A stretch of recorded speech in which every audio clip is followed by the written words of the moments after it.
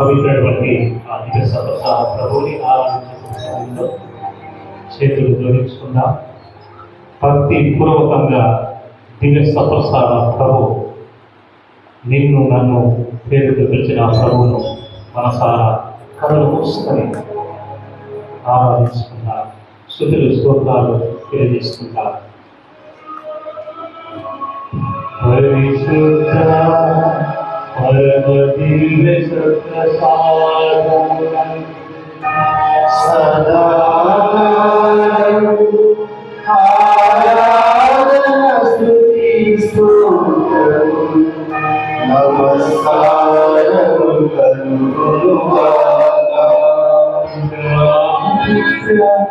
పవిత్ర సదా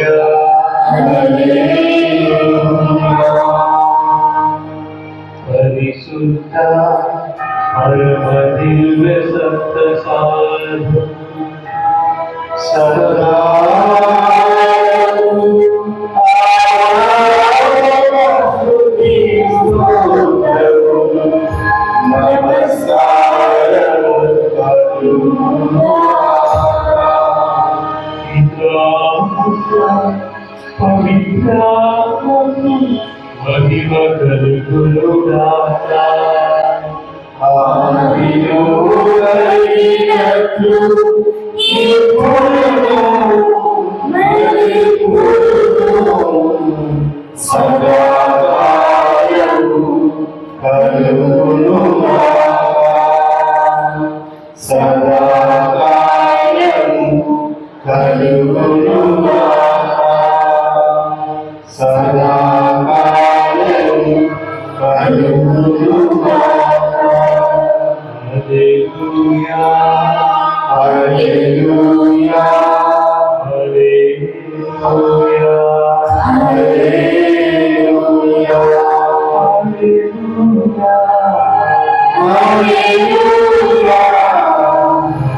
హల్లెలూయా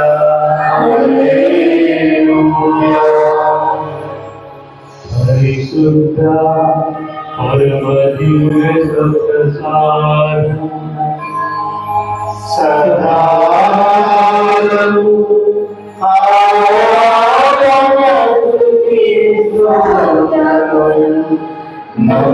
నమస్కారము కలుగునుగాక పవిత్రాత్మను మహిమ కలుగునుగాక ఆదిలో కలిగినట్లు ఇప్పుడును ఎప్పుడును సదాకాలము కలుగునుగాక సదాకాలము కలుగునుగాక సదాకాలము కలుగునుగాక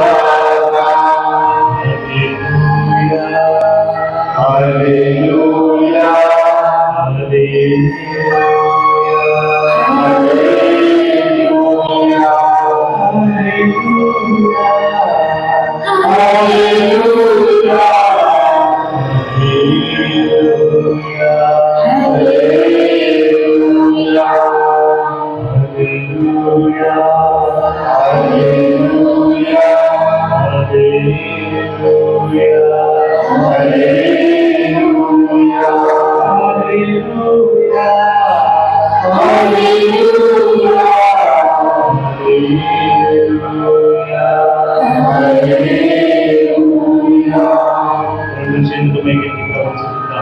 Hallelujah, hallelujah, hallelujah, hallelujah, hallelujah, hallelujah, hallelujah,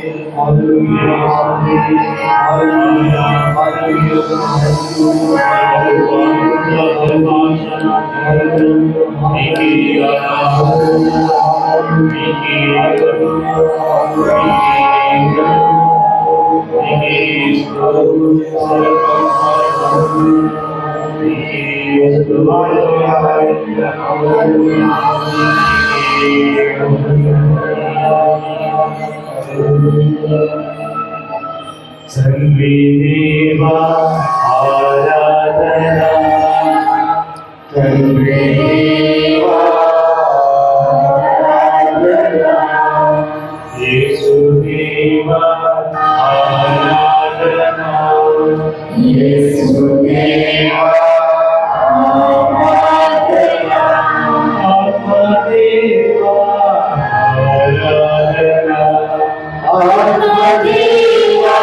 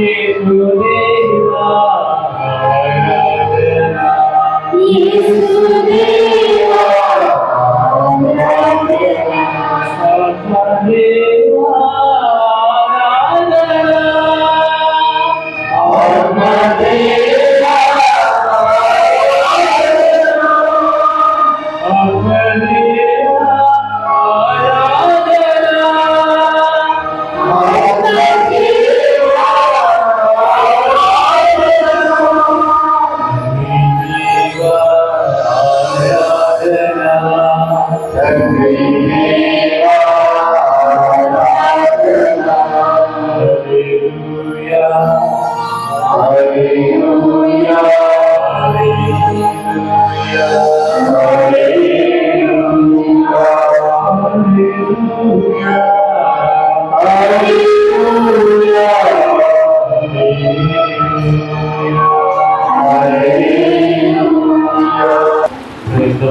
praise the Lord. Praise the Lord. Praise the Lord. Hallelujah. Hallelujah. Hallelujah. Hallelujah. జీవం కలిగిన యేసునందు మిక్కిలిగా ప్రేమించబడుతున్న దేవుని బిడ్డలారా, ఉత్థాన ప్రభు సన్నిధిలో అందరం ఉన్నాము. గడిచిన దినాలలో ప్రభువుని మనం స్తుతించాము, ఆరాధించాము. పునరుత్థానటువంటి ప్రభువు చెందిన మనందరం కూడా సంతసముతో ఆనందముతో ఆయన చెప్పుకొచ్చున్నాం. కానీ చాలా సందర్భాల్లో మనం ఏం చేస్తామంటే దేవుని సన్నిధికి వచ్చే సందర్భంలో చాలాసార్లు కూడా విచారణతో మనం వస్తాం, చాలాసార్లు కూడా మనము చింతనతో వస్తాం, చాలాసార్లు కూడా కంప్లైంట్స్తో మనం వస్తాం. అయితే దేవుని సన్నిధికి బిడ్డలమైన మనందరం ఎలా రావాలా అని పవిత్ర గ్రంథం మనకు బోధిస్తుంది. ఏంటంటే కీర్తన గ్రంథము 104 చదవండి.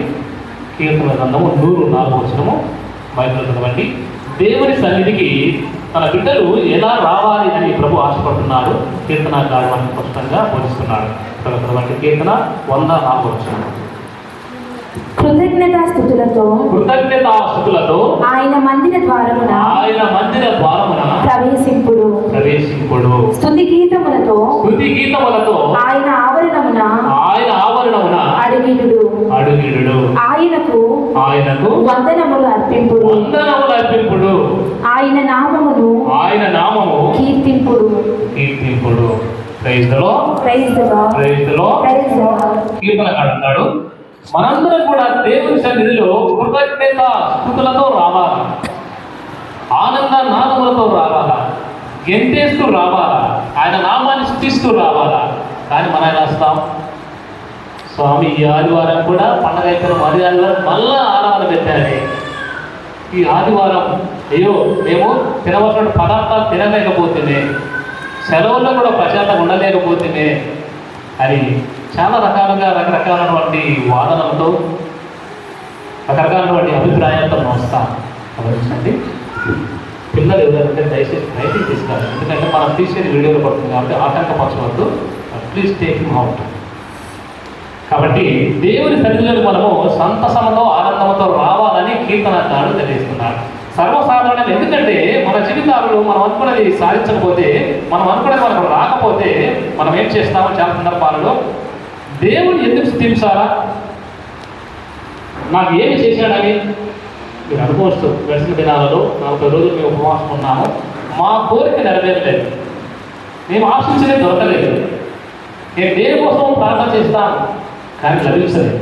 అంతెందుకు పిల్లవాళ్ళు 10 పాస్ కావాలని ప్రార్థన చేసేటారు. బలంగా ఏదైనా అనుకుంటారు దేవుని స్థుతించేవాడు ఎటువంటి ప్రయోజనం లేదు. అమ్మాయి అబ్బాయి ప్రేమించుకుని ఉంటారు, గాఢంగా ప్రేమించుకొని ఉంటారు, నమ్మకం లేకుండా ప్రేమించుకొని ఉంటారు, చివరికి హ్యాండ్ ఇచ్చింటారు. అప్పుడు అనుకుంటారు అంతగా ప్రాణంగా అబ్బాయిని అమ్మాయిని ప్రేమించారు కదా, జంటగా కావాలనుకున్నాం కదా, తల్లిదండ్రులు విడగొట్టారు, అత్తమ్మ విడగొట్టారు, చివరికి మేము దూరం అయిపోయాను కదా అని పూర్తిగా దేవుని మీద నమ్మకం కోల్పోతారు. పెద్దవాళ్ళు తమ పిల్లలకు పెళ్లిళ్ళు కావాలని బలంగా ప్రార్థన చేస్తుంటారు, ఉపవాసం చేస్తుంటారు, కానీ ఇది జరగదు. సో మన కోరికలు నెరవేరినప్పుడు, మన తలంపులు నెరవేరినప్పుడు, మన ప్రార్థన ఆలకించబడినప్పుడు ఎందుకు రావాలా, ఎందుకు why to praise God, why to come అని ప్రశ్నలు మనకు తలెత్తుతుంటాయి. ఇలాగే ఒక వ్యక్తికి కొన్ని సమస్యలు ఎదురుపడ్డాయి. ఒకరోజు భార్య భర్త ఇద్దరు కూడా పడకలతో పట్టుకున్నారు. భర్త వైట్ పేపర్, A4 పేపర్ తీసుకొని ఈ విధంగా రాసుకుంటూ ఉన్నాడు. రాసుకుంటూ నిద్రలేనికి ఉపక్రమించాడు. నిద్రలోకి జారుకున్నాడు. ఏమై ఇది న్యాయమా, ఇది అన్యాయమా, ఇది ఫేర్ అన్ఫేర్? 90 సంవత్సరాలకే రిటైర్మెంట్ నాకు ఇచ్చావు, బాగా సంపాదిస్తున్నాను, గౌరవంగా బతుకున్నాను, 90 సంవత్సరాలకే నా రిటైర్మెంట్, ఇది న్యాయమా, ఇది అన్యాయమా?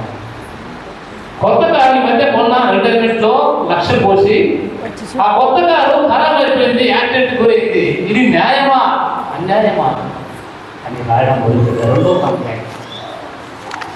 మూడవదిగా ఈ మధ్యనే మా తండ్రి 90 సంవత్సరాలకే మరణించాడు, ఇది న్యాయమా, ఇది అన్యాయమా అని రాస్తూ ఇతరులకి జారుకున్నాడు. భార్య ఎందుకు మధ్యలో ఆయనకు ఒక మెలుగు వచ్చింది. ఏంటి మా భర్త పని రాసుకుంటున్నాడు ఆఫీస్ పని అని ఎందుకు ఆ పేపర్ చెక్ చేసిందంట. ఆ నిద్రపోయిన తర్వాత తీరా చూస్తే పైన టైటిల్ ఇది న్యాయమా ఇది అన్యాయమా అంటారు. ఇది ఏదో ఉన్నట్టు కానీ ఇంట్రెస్టింగ్గా చదవడం మొదలుపెట్టిందట. 60 సంవత్సరాలకి రిటైర్మెంట్, కొత్త కారుకి యాక్సిడెంట్, తర్వాత 90 సంవత్సరాలకే మా తండ్రి చనిపోవడం. అప్పుడు ఆలోచించి దీర్ఘంగా పేపర్ తిరిగిపెట్టి ఆయన ఒకవైపు రాస్తే పేపర్ టర్న్ చేసి ఆమె విధంగా రాయడం మొదలుపెట్టింది. 60 సంవత్సరాలకి రిటైర్మెంట్ నీకు ఎందుకంటే అంతకాలం నీవు ఉద్యోగం డబ్బు అని కుటుంబానికి దూరం అయ్యావు. పిల్లలకు ప్రేమను పంపలేదు నువ్వు. కాబట్టి 60 సంవత్సరాలు రిటైర్ అయినప్పుడు ప్రశాంతంగా కుటుంబంతో గడిపే అవకాశం కలిగింది. ఇది న్యాయమే. పాయింట్ నెంబర్ 2, కొత్త కారు ఖరాబైంది. అయితే దానిలో ప్రయాణిస్తున్న ఏకైక కుమారుడు మరణించలేదు, ప్రాణాపాయంతో బయటపడ్డాడు. కారు అయితే కొద్దిగా ఖరాబైంది, పిల్లలైతే బతుకున్నాడు కూరగాడు. సో ప్రాణాలతో పెట్టారు కాబట్టి ఇది న్యాయమే. ఇక 3వదిగా 90 సంవత్సరాలకు మా తండ్రి చనిపోయాడు, ఎంతగానో ప్రేమించాను అని బాధపడుతున్న దానికి సమాధానం అని రాస్తుంది. 100 సంవత్సరాల బతికి మంచంలో రకరకాలుగా నలిగిపోయేదానికంటే హ్యాపీ డెత్, సంతోషంగా మరణించాడు ఆయన. ఎటువంటి చీపు చింతలు లేవు. మంచంలో పడిపోతే ఎంత బాధ అంటే తెలుసు. ఆ మనవరాలకు ఆ ముసరాలకు ఏమంటారంటే వాళ్ళకు చాకరీ చేయలేక ఇబ్బంది పడి కొనుక్కుంటారు అత్తవారు తర్వాత కోడలకి. సో ఇటువంటి మంచంలో పడకుండా మంచి మరణాన్ని పొందుకున్నాడు కాబట్టి ఇది న్యాయమే అని రాసి పడుకున్నాడు.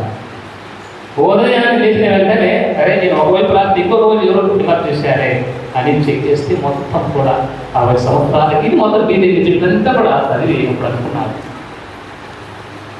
సిగ్గుతో తలదించుకుంటూ ప్రభువా ఇది నిజమే కదా, 60 సంవత్సరాల దాకా ఉద్యోగం వ్యామోహంలో పడి నా కుటుంబానికి దూరమైన నన్ను కుటుంబానికి దగ్గర చేశావు. ఈరోజు రిటైర్మెంట్ హ్యాపీగా నా కుటుంబంతో బతుకుతున్నాను.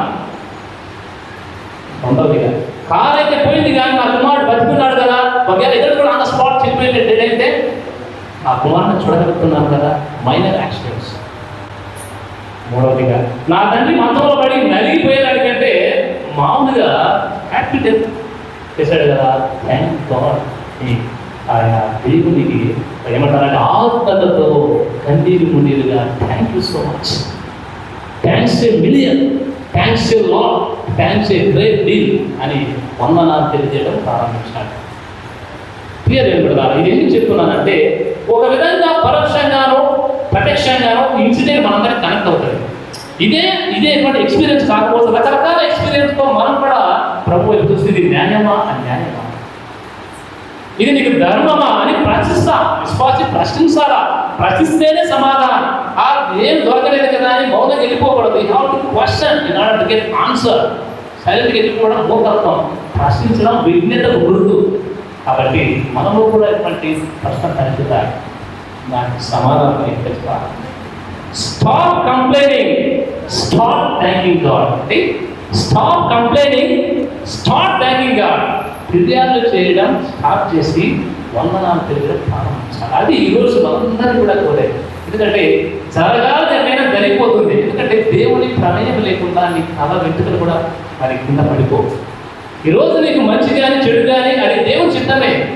ఉన్న పరంగా మన ప్రియమైన వారు దూరం అయిపోతే బాధే, రోదనే, కడుపుపోతే ఉండేపోతే, అయినా కానీ దేవుని చిత్తం లేకుండా నాకు తెలిసి ఏం జరగదు అనుకుంటాను. అది ఎందుకండి ఇది నేను పొగట్టకోరుకుంటాను కానీ దేవుని పేరున్న నేను 2016లో గురువుగా అభిషేకం పొందిన తర్వాత వైదికుల్లో చిన్న స్వామిగా పనిచేస్తున్నప్పుడు ఈ ఆరాధన కండపట్టి నెల మొదటి ఆదివారం కండక్ట్ చేసే అవకాశం ఉంది. ఆరాధనలు బాగా కండక్ట్ చేసుకుంటే ఒకసారి మర్యాద తిన్నాలో ఆరాధన కండక్ట్ చేసే అవకాశం వచ్చింది. తర్వాత ఆరోగ్యమంత తిన్నాలో ఆరాధన కండక్ట్ అవకాశం వచ్చింది. ఇంకా చాలా సందర్భాల్లో ఆ పొద్దుటూరు తప్ప కడప మెత్తరాస్తున్నప్పుడు బహుశా చాలా బ్యాచ్లను ప్రసంగించాను, ఆరాధన కండక్ట్ చేశాను. ఇక్కడ నిలబడితే నీళ్ళు పక్కన పెట్టు, అన్నం పక్కన పెట్టు, గంటల సేపు ఆరాధించడం తప్ప నాకు ఏమీ తెలియదు.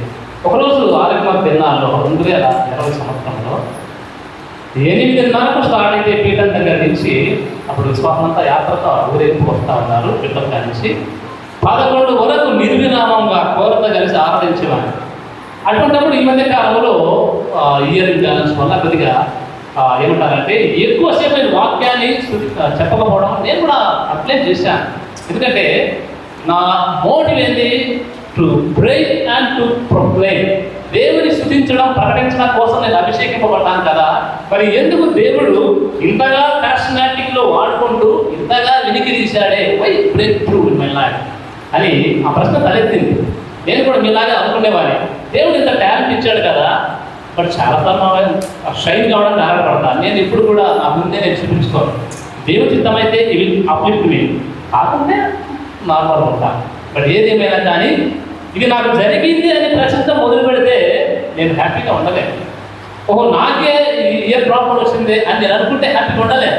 సో నేను కూడా కంప్లైంట్ చేసి వెళ్ళిపోవచ్చు. బట్ నాకు answer, there is answer for every question in my life. నాలో వచ్చే ప్రతి ప్రశ్నలకు సమాధానం ఉంది. ఎందుకంటే నేను నమ్ముతాను, దేవుని చిత్తము లేకుండా ఏది మనకు జరగదు. When the hand of God is upon you, nothing can stop. దేవుని హస్తం నీ పైన ఉన్నట్లయితే నాకు తెలిసి ప్రపంచంలో ఎవరు కూడా నేను ఫర్ ఎగ్జాంపుల్ నామలు ఎదుగో ఇప్పుడు నేను దీవించాలని ప్రభు చిత్తం అయితే, ఆయన హస్తం నీ మీద ఉన్నట్లయితే అది ఎవరేం చేయలేదు. గాడ్ చోస్ యు అది నేను నమ్ముతాను. ఒకవేళ దేవుడి ఆశీర్వాదం మన ఎందుకు ఉన్నట్లయితే, అది దేవుడి చిత్తం అయితే, అది ఎవరు తీసినా నువ్వు పాపం చేసినా కదా అంటే నీలో ఉండిపోతుంది. కాబట్టి ప్రే అండ్ ప్రేయర్, ప్రార్థనలు మనం పట్టుదల అది మనం కోరుకుంటేది. కనుక ప్రేమికులారా, ఎందుకు స్తుతించాలి అనే దానికి చాలా సమాధానం ఉన్నాయి. కాబట్టి మొట్టమొదటిగా దేవుడు మనను సృష్టించాడు, ఆయన సృష్టికర్త అనుకుంటారు. తల్లి గర్భంలో భిన్నంగా దేవుడు ఎలా చేశాడో, మా అమ్మ మా నాన్న ఇద్దరు కలయిక, ఆ union of both male and female అని మనం అనుకుంటాం. బట్ ఆ union of male and female అది కూడా దేవుడి చిత్తమే కదా. ఏదో మొమెంటరీ ప్లేజర్ అది యూనియన్ కాదు, అది పాపం. ఆ యూనియన్లో దేవుని ప్రేమను యు ఎక్స్పీరియన్స్ ఆ divine love by your union. So ఆ ఐక్యత వలన జీవము పురుడు పోసుకుంటుంది. సో దేవుని ప్రణాళిక. అందుకే మక్కబీలు గ్రంథంలో 2వ మక్కబీలు గ్రంథం 7వ అధ్యాయం 22 గమనించినట్లయితే పేర్కొన్నారా, తండ్రి తన కుమారుడు అంటుంది, ఆయన జీవమును ఊపిరినిచ్చినది నేను కాదు నాయన, ఆ దేవుడే. గమనించండి, నా తల్లి నా గర్భంలో నువ్వు 9 మాసాలు ఉన్నావు, కానీ ఈ పిండమును రూపం ఇచ్చినది, రూపములకు శ్వాసన ఇచ్చినది, దానికి కళ్ళు మొత్తం ఇచ్చేది కూడా నేను కాదు, ఈ ప్రపంచాన్ని భుజించినవాడు, సర్వాంతర్యామి సర్వసృష్టికర్త. కాబట్టి నీవు మోసే ప్రకారం పని మాకు తినకూడదు అని ఏమిటా బ్యాక్గ్రౌండ్. కాబట్టి చనిపోయినా పర్వాలేదు, ఎందుకంటే నీకు జీవాన్ని ఇచ్చినది ఆయనే, నీకు ఊపిరిచ్చినది ఆయనే, నిన్ను కృషించినది ఆయనే. కాబట్టి నా కడుపులో మీరు ఏ విధంగా పురుడు పోస్తున్నారో నాకైతే లేదు, కానీ మిమ్మల్ని కృషించినది దేవుడే. కాబట్టి సృష్టికర్త ఆయనను దేవుడు ఎప్పుడు సృష్టిస్తారా? అది మన తల్లి వారికి నూరి పోసింది. ఈరోజు నీవు నేను కూడా ఎందుకు అంటే దేవుడు ఈ తల్లి గర్భంలో ఉండగానే నీకు ఏం చేశాడు? ఊపిరిచ్చాడు. ఎప్పుడన్నా పెద్ద అయిన తర్వాత, ఎవరు ప్రారంభించిన తర్వాత కీర్తన గ్రంథంలో 139 కీర్తన 15 పదాలను గమనించినట్లయితే కీర్తనకారుడు అంటాడు, నేను రహస్య స్థలమున రూపము దాచినప్పుడే, మాతృ గర్భమున నిర్మితమై ఉన్నప్పుడే నీ కంటికి మరుగై ఉండలేదు. నేను భిన్నంగా ఉన్నప్పుడే నువ్వు నన్ను చూస్తుంది. నాకు నిర్ణయింపబడిన దినములన్నీ కూడా ప్రారంభం కాక మునిపేసి గ్రంథంలో లిఖింపబడి ఉన్నాయి. చెప్పడం వెళ్ళి ఒకసారి 139 కింద 10 పదాలు ఏంటంటే, నేను నా తల్లి గర్భంలో రహస్యంగా, అంటే ఇంతగా చీకటి కదా, ఒక భిన్నంగా ఉన్నప్పుడే రూపాన్ని ఇచ్చావు. తర్వాత నేను బయటికి వచ్చినప్పుడు బాగుంటాం, ఎంతకాలం లైఫ్ స్పాన్, ఎంతకాలం బతకాలా, ఎప్పుడు గురువు కావాలా, ఎప్పుడు చనిపోవాలా, ఇవన్నీ కూడా ఆయన జీవ గ్రంథములో. సో ఈరోజు నాడే గారి అందరి పేర్లు కూడా.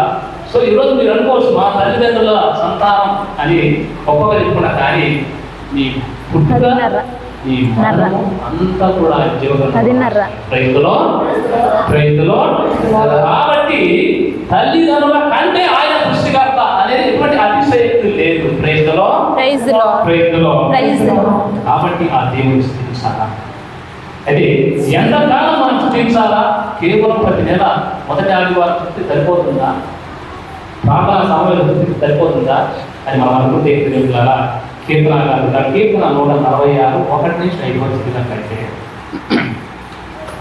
నా జీవిత కాలమంతయు ప్రభువుని కొనియాడుదను, నేను బ్రతికిన నాళ్ళు అతని కీర్తనలు పాడుదను.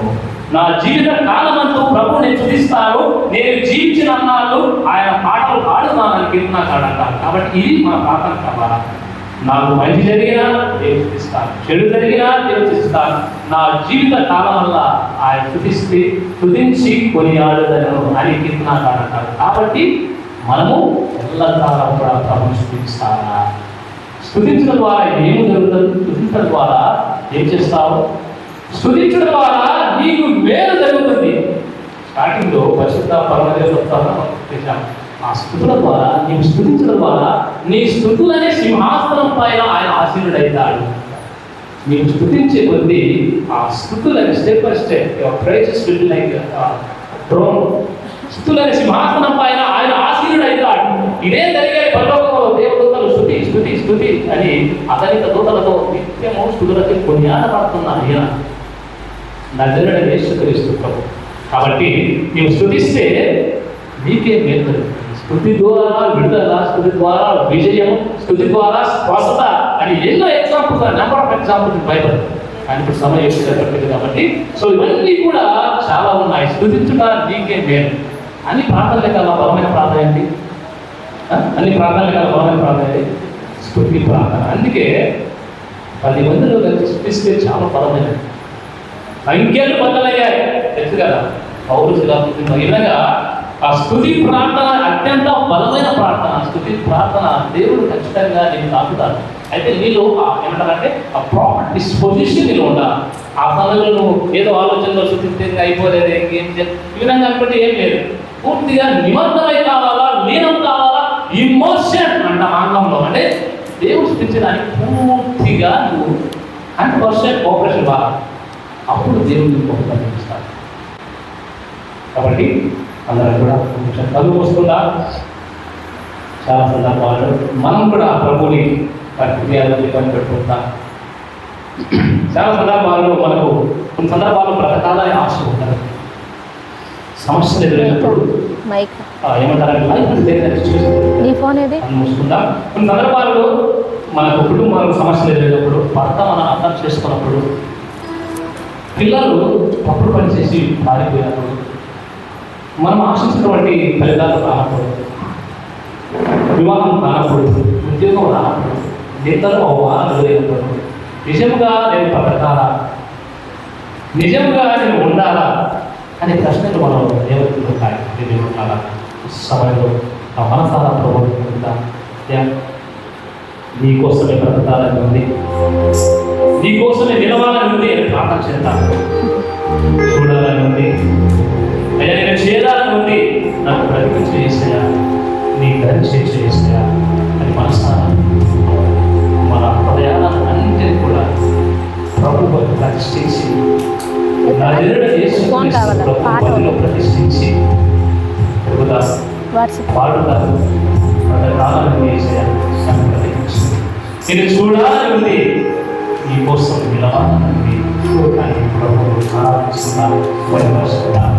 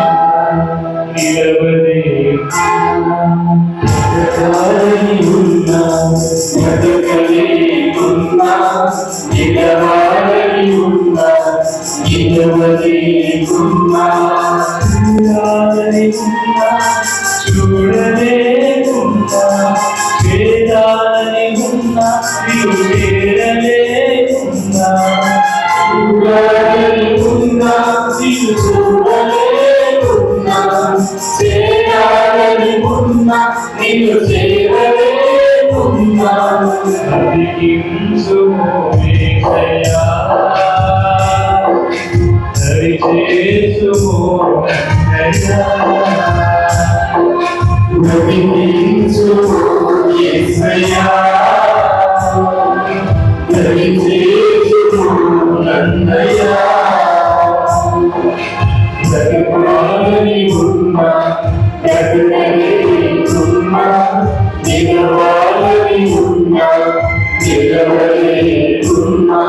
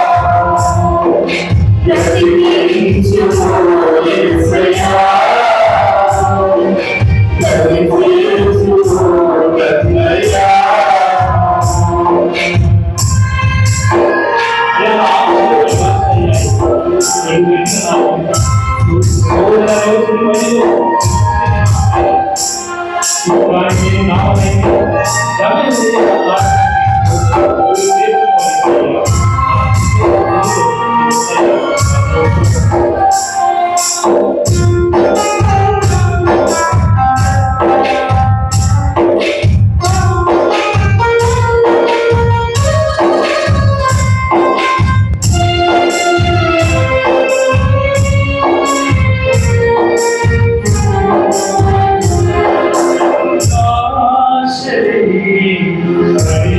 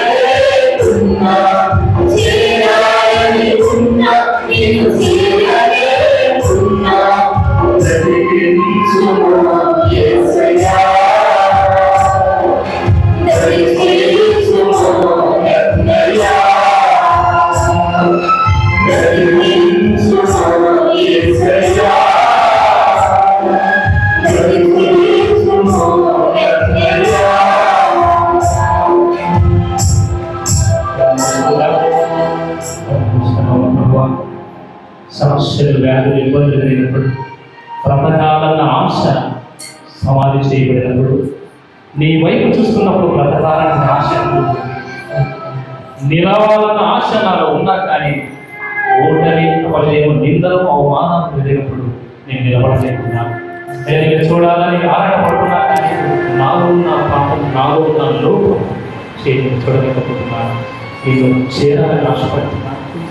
తను ప్రత్యక్ష నీ దాన్ని చూస్తే ఈ ఆరాధనలో పూర్తిగా నీకు సమర్పిస్తున్నాను.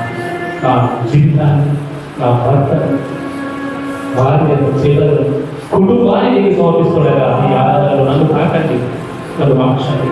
నీ కోసం జీవింప, నీ కోసం మరణింప, నీ సాక్షిగా జీవించే వరం నాకు దయచేయండి. వీరికి కలిగిన హృదయంలో నీ చెంతకు వచ్చాను, భారంలో నీ చెంతకు వచ్చాను, ఓటమితో, అవమానాలతో, నిందలతో నీ చెంతకు వచ్చాను. నీ కోసం జీవింపచ్చు, నీ కోసం బ్రతికింపచ్చు. నేను ఈ వాకు వినబోతుండగా నన్ను పట్టండి, ముట్టండి, లేవరెత్తండి. నా హృదయాన్ని కలగండి, నా హృదయాన్ని ఖండించండి, నా హృదయాన్ని ఖండించండి. ఈ వాకు ద్వారా నాకు సంపూర్ణ స్పష్టత చేస్తాను. ఇప్పటి ఆటంకాలు లేకుండా గంట పాటు నేను చూపిస్తూ ఆరాధిస్తూ, నన్ను పిలిచిన వాడు నీవే, నన్ను పిలిచిన వాడు నీవే, మాకు రూపం ఇచ్చిన వాడు నీవే, నా తల్లి గర్భంలో జీవం కలిగజేసిన వాడు నీవే. సదా నేను స్థుతిస్తూ, సదా నేను ఆరాధిస్తూ, నేను స్థుతిస్తూ, ఆరాధిస్తూ, మహిమపరుస్తూ నీ కోసం జీవించే పర్వతాక్షి యేసు అతి ప్రసిద్ధమైన నామములో అడిగి ఆమేన్, ఆమేన్. ఇప్పుడు మన ఫాదర్ వాళ్ళ నాలుగు విని వచ్చి praise Lord, praise Lord, praise Lord, praise Lord, praise Lord, praise Lord, praise Lord, praise Lord, praise Lord. Bible తెరవండి. యోహాను సువార్త 21వ అధ్యాయము పరిశుద్ధ వాక్యములు 1 నుండి 4 వరకు. యోహాను సువార్త 21వ అధ్యాయము పరిశుద్ధ వాక్యములు 1 నుండి 4 వరకు. పిమ్మట యేసు తిబేరియా సరస్సున తీరమున శిష్యులకు చదువు మరల దర్శనమును ఇచ్చెను. ఆయన దర్శనమునిచ్చిన విధమేమనగా, సీమోను పేతురు, దిదీము అనబడు తోమా, గలిలియాలోని కానా నివాసి నతనయేలు, జబదయి కుమారులు మరి 2 శిష్యులు ఒక చోట ఉండిరి. సీమోను పేతురు వారితో, నేను చేపలు పట్టబోచున్నాను అని పలుక, వారు, మేము నీ వెంట వచ్చదము అనిది. వారికేమీ దొరకలేదు.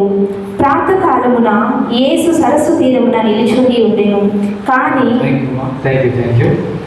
Praise Lord. Praise Lord. Praise Lord. Praise Lord. తండ్రి వందనం, తండ్రి వందనం. తండ్రి స్తోత్రం, తండ్రి స్తోత్రం. తండ్రి ఆరాధన, తండ్రి ఆరాధన. యేసు వందనం, యేసు వందనం. యేసు స్తోత్రం, యేసు స్తోత్రం. యేసు మహిమ, యేసు మహిమ. ఆత్మదేవ వందనం, ఆత్మదేవ వందనం. ఆత్మదేవ స్తోత్రం, ఆత్మదేవ స్తోత్రం. ఆత్మదేవ ఆరాధన, ఆత్మదేవ మహిమ. ఆత్మదేవ మహిమ. Praise Lord. Praise Lord. Hallelujah, hallelujah. Hallelujah, hallelujah. Hallelujah. Hallelujah. యేసుక్రీస్తు మరణాన్ని జయించి తిరిగి లేచిన తర్వాత ఆకలిగినటువంటి శిష్యులకు అప్పటికప్పుడు ఆయన భోజనాన్ని సిద్ధపరిచాడు. చేపలను సిద్ధపరిచాడు, రొట్టెను సిద్ధపరిచాడు. సముద్రపు గట్టున ఎక్కువగా గాలి వీస్తూ ఉంది. గాలి వీస్తున్నప్పుడు అక్కడ నిప్పుల మీద కాల్చబడిన రొట్టె, చేప ముక్కలు ఉంటూ ఉన్నాయి. ప్రభువు శిష్యులు అడుగుతూ ఉన్నాడు 5వ వాక్యంలో, బిడ్డలారా మీ వద్ద తినడానికి ఏమైనా ఉన్నదా అని ప్రభువు వారిని అడుగుతూ ఉన్నాడు. కానీ వారు లేదు అని సమాధానం ఇస్తూ ఉన్నారు. వారికి ప్రభువునకు పెట్టడకు ఏమే కానీ వారి దగ్గర లేదు. ప్రభువే రండి వచ్చి భోజనం చేయండి అని వారిని ఆ సముద్రపు గట్టున వారికి భోజనం వడ్డిస్తూ ఉన్నారు. ప్రియా సహోదరి సహోదరులారా, మొదటి వాక్యం చదువుదాం, మళ్ళీ నిదానంగా చదవమ్మా. పిమ్మట యేసు తిబేరియ సరస్సు తీరమున శిష్యులకు మరలా దర్శనమిచ్చెను. Praise Lord. Praise the Lord. Praise Lord. Praise Lord. Praise Lord. Praise Lord. ప్రభు తనకు తానుగానే ప్రత్యక్షమయ్యాడు, తనకు తానుగానే ప్రత్యక్షపరుచుకున్నాడు, దర్శనమిచ్చుకున్నాడు. ఆయనను తెలుసుకోగలం. ఆయన తను ఎవరో చెప్పకపోతే ఆ ప్రభు ఎవరో మనకు తెలియదు. ప్రియ సహోదరి సహోదరులారా, ఒక అపరిచిత వ్యక్తి, మనకు తెలియనటువంటి వ్యక్తి మన ఇంటి దగ్గరికి వచ్చి మన గుమ్మాన్ని కట్టినట్లయితే మనం వెంటనే డోరు తీసి ఎవరండి అని అడుగుతాం.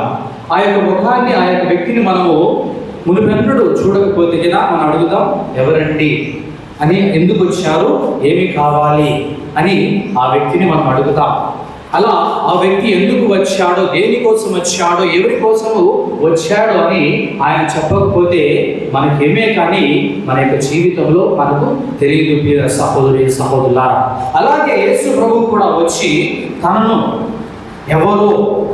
ఎవరు పంపారో, ఎందుకు వచ్చాడో, ఏ ఉద్దేశానికి ఈ లోకానికి వచ్చాడో, తాను ఎవరో, ఎక్కడి నుండి వచ్చాడో, మరలా తిరిగి ఎక్కడికి వెళ్ళనై ఉన్నాడో, ఏ పని మీద ఆయన వచ్చాడో అంతా ఆయన తన గురించి చెప్పుకున్నాడు అని మనము సువార్త పట్టణంలో మనం చూస్తూ ఉన్నాము. ప్రియ సహోదరి సహోదరుల, అందుకే ఆయన అంటున్నాడు, నేనే మెస్సయాను, నేనే రక్షకుడిని అని తనకు తానుగా యేసు ప్రభు ఈ లోకానికి చెప్పాడు. యూదులు ఎదురు చూస్తున్నటువంటి మెస్సయాను నేనే, దేవుడు అభిషేకించి పంపించినటువంటి రక్షకుడు నేనే, మీకందరికీ మోక్ష భాగ్యము, పరలోక వాసము ఇచ్చేటువంటి వ్యక్తిని నేనే అని ఆయన తెలియజేస్తూ ఉన్నాడు. నా ద్వారానే అన్నిని మీరు చేరుకోగలరు అని, నా యొక్క ద్వారం తప్ప నేను ఉంటేనే మీరు పరలోకం రాజ్యం చేరుతారు, లేకపోతే అసలు మీరు పరలోకంలో చేరరు అని ప్రభు తెలియజేస్తూ ఉన్నాడు. ప్రియ సహోదరి సహోదరులారా, ఈ విధంగా తనకు తాను వాక్యము ద్వారా ప్రత్యక్షపరుచుకున్నాడు. ఆయన ఎవరో మనము తెలుసుకోగలుగుతాము. ప్రియ సహోదరి సహోదరులారా, దేవుడి యొక్క ఆత్మ సహాయంతోనే ప్రభు ఎవరో, దేవుడు ఎవరో మనము అందరం కూడా తెలుసుకోగలుగుతాం.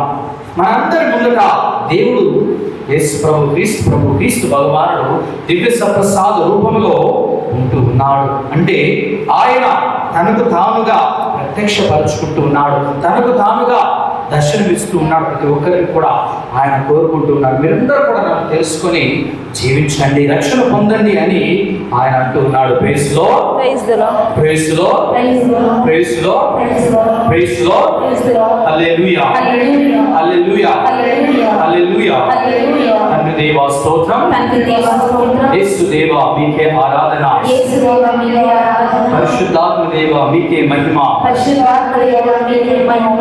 Praise Lord. Praise the Lord. ప్రియమైనటువంటి సహోదరి సహోదరులారా, ఒకనొక ఊరిలో ఒక తండ్రి కుమారుడు వారి ఇరువురు జీవించేవారట. వారు చాలా ధనవంతులు, వారు తప్ప ఇంకెవ్వరే కానీ వారి ఇంటి కుటుంబాలు అయితే ఏమి, బంధుమిత్రాలు అయితే ఏమి, ఎవ్వరే కానీ లేరు. వారి ఇరువురు కూడా ఇద్దరు ఉండేవారు మాత్రమే, ఒకరు మాత్రమే అని ఉండేవారు. వారికి చాలా ఆస్తి ఉంది, పెద్ద పెద్ద బంగ్లాలు, పెద్ద పెద్ద కార్లు, పెద్ద పెద్ద తోటలు, డబ్బు అంటే చెప్పుకుంటూ పోతే చాలాగా డబ్బు ఉంది. ఆ యొక్క దేశంలోనే వారు అధికమైనటువంటి సంపద, ధనవంతులుగా ఉన్నటువంటి వారుగా ఉంటున్నారు. వారి ఇరువురికి ఇష్టమైనటువంటి హాబీ అంటారు, అలవాటు. అదేమిటంటే ప్రపంచంలో ఎక్కడైనా సరే పెయింటింగ్ ఉంటే ఏ పెయింటింగ్ అయినా సరే అది ఎంత ఖరీదైనా సరే ఆ యొక్క పెయింటింగ్ను వారు కొనుక్కొని వారి యొక్క పెద్ద పెద్ద బంగ్లాలో వారు ప్రతిష్ఠించేవారు, పెట్టుకునేవారు.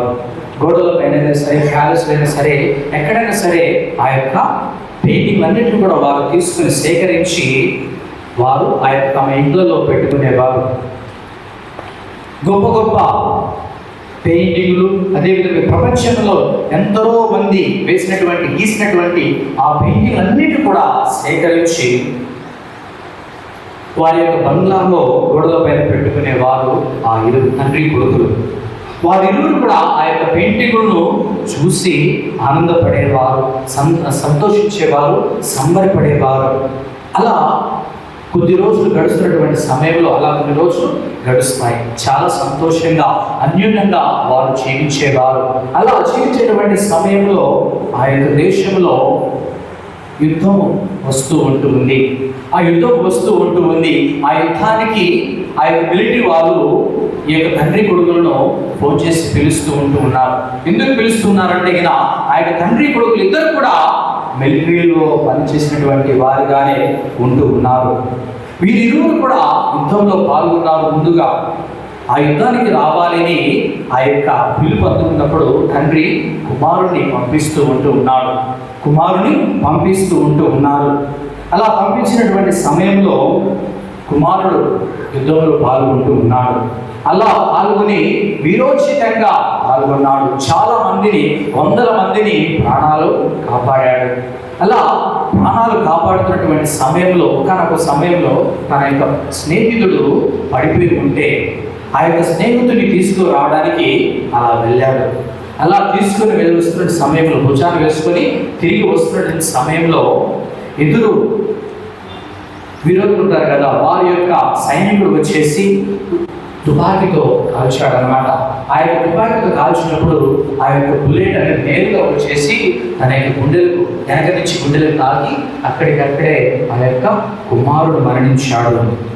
అలా కుమారుడు మరణించినటువంటి వార్త ఆ యొక్క తండ్రికి చేరిందనమాట.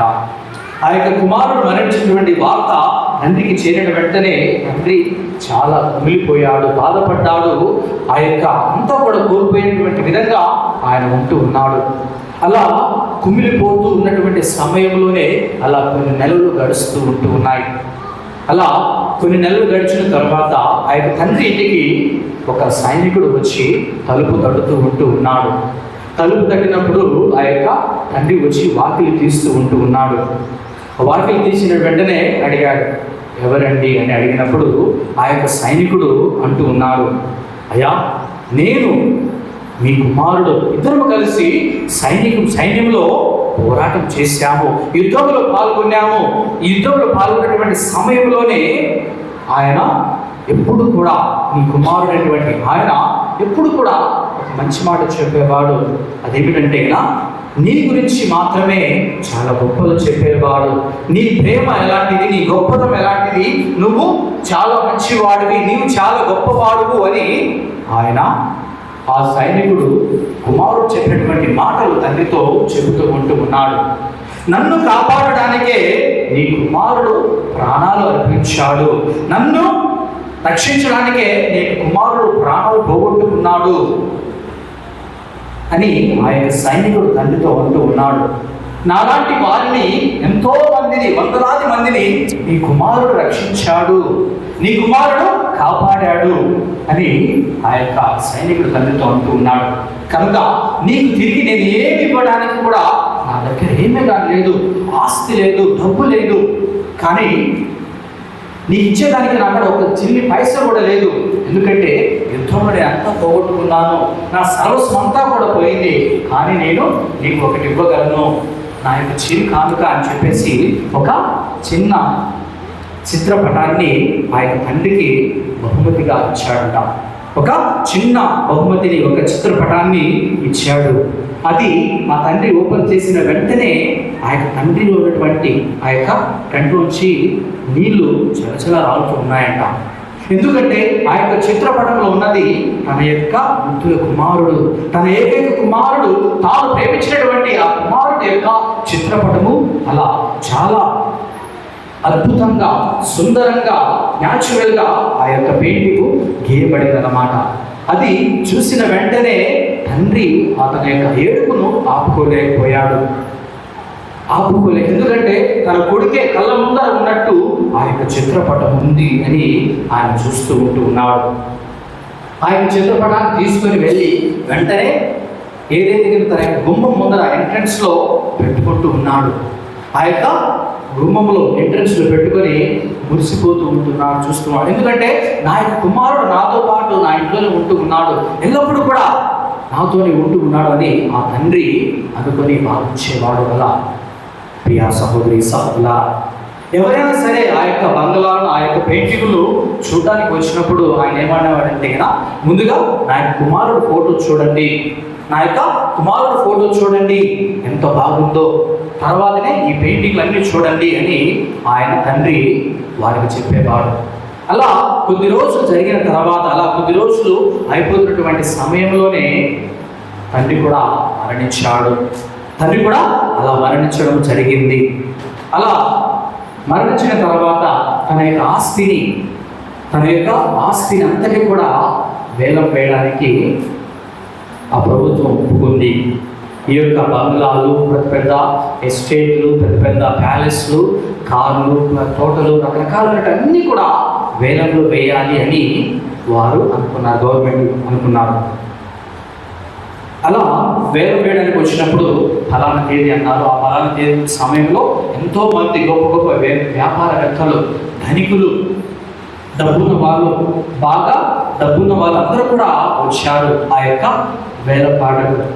ఆ యొక్క వేలం పాటలకు పాడుతున్నటువంటి వ్యక్తి, గవర్నమెంట్ వ్యక్తి వచ్చి ఒక చిత్రపటాన్ని చూపిస్తూ ఉంటూ ఉన్నాడు. మొట్టమొదటిగా ఈ యొక్క చిత్రపటాన్ని నేను వేలం వేస్తూ ఉంటూ ఉన్నాను అని ఆ యొక్క ముందు వేలాడేసినటువంటి ఆ యొక్క గుమ్మంలో వేలాడేసినటువంటి ఆ యొక్క చిత్రపటాన్ని వేలం పాట వేస్తూ ఉంటూ ఉన్నారు. ఆ యొక్క వేలం పాట వేసినప్పుడు ఆ యొక్క అడుగుతూ ఉంటున్నాడు, హూ వాంట్స్ దిస్ ఫోటో, ఎవరికి కావాలి ఈ కుమారుడు, హూ వాంట్స్ దిస్ సన్, ఎవరికి కావాలి ఈ కుమారుడు అని ఆ యొక్క అడిగినప్పుడు ఎవ్వరు కూడా చేతులు ఎత్తలేదు, ఎవ్వరు కూడా తీసుకోవలేదు, ఎవ్వరు కూడా దానిని కొనలేదు, దాన్ని చూడలేదు. ఎందుకంటే అది వారికి తెలియలేదు దాని విలువ. అందుకే వారు అంటున్నారు, దాన్ని తీసేయి, అది వద్దు, మాకు వేరేది పెట్టు అని వారు అడుగుతూ ఉంటూ ఉన్నారు. అలా అడుగుతున్నటువంటి సమయంలో ఆయన అంటూ ఉన్నాడు, మొట్టమొదటిగా ఈ యొక్క ఫోటో అయిపోతేనే తర్వాత ఆ యొక్క వేలం పాట కొనసాగుతుంది అని ఆయన అంటూ ఉన్నారు. మొట్టమొదటిగా ఈ యొక్క వేలం పాట 10,000 అన్నాడు, ఎవరు కూడా చేతులు ఎత్తలేదు. తర్వాత 5,000 అన్నాడు, ఎవరు కూడా చేతులు ఎత్తలేదు. తర్వాత 3,000, తర్వాత 1,000, ఎవరు కూడా ఎత్తలేదు. తర్వాత 500 అన్నాడు, ఎవరు కూడా తీసుకోలేదు. తర్వాత 100 రూపాయలు అన్నాడు, ఎవ్వరు కూడా చేతులు ఎత్తలేదు. కానీ అలా వేస్తున్నటువంటి సమయంలోనే ఆ యొక్క తోటమాలి ఆ యొక్క వేలంపాటలో ఉన్నటువంటి ఆ యొక్క ఇంట్లో ఆ యొక్క బంగ్లాలో ఉద్యోగం చేస్తున్నటువంటి తోటమాలి తన యొక్క యజమానుడి యొక్క కుమారుడు అని తెలుసుకొని ఆయన చేతులెత్తాడట. ఆ యొక్క యజమానుడి యొక్క కుమారుడు ఫోటో కదా అని ఆయన చేతులెత్తి అడుగుతూ ఉంటున్నాడు, అయ్యా నా దగ్గర 100 రూపాయలు లేదు, నా దగ్గర నీకు ఇచ్చేటువంటి స్తోమత 100 రూపాయలు లేదు, కానీ నా దగ్గర 10 రూపాయలు మాత్రమే ఉంది, నా దగ్గర 10 రూపాయలు మాత్రమే ఉంది అని అన్నప్పుడు ఆ 10 రూపాయలు కూడా వెచ్చించడానికి గొప్ప గొప్ప వ్యాపారవేత్తలు, గొప్ప గొప్ప ధనికులు, బాగా డబ్బున్న వారంతా కూడా ఆ 10 రూపాయలతో కొనడానికి కూడా వారు సాహసించలేదు. దాని యొక్క విలువ దాన్ని తెలుసుకోలేకపోతూ ఉంటున్నారు. ప్రియా సహోదరి సహోదరులారా, అలా ఆ యొక్క తోటమాలికి ఆ యొక్క 10 రూపాయలకు ఆ యొక్క ఫోటో ఇవ్వడం జరిగింది.